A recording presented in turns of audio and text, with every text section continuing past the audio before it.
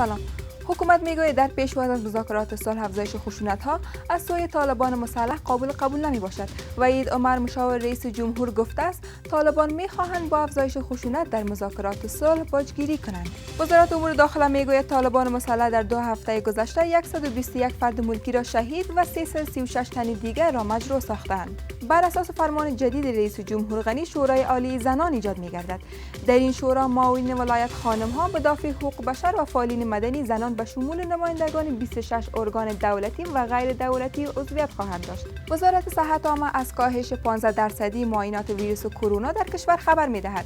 این وزارت همچنان می‌افزاید که تاکنون کرونا به طور کامل در کشور تحت کنترل نیامده است و جنرال باجوه لوی درستیز پاکستان به خاطر عادی سازی روابط با سعودی به ریاض سفر می‌کند. سعودی به تازگی 1 میلیارد دلار قرضش را از پاکستان پس گرفت و اعلان کرد که تیل را به طور قرض به اسلام آباد نمی‌دهد.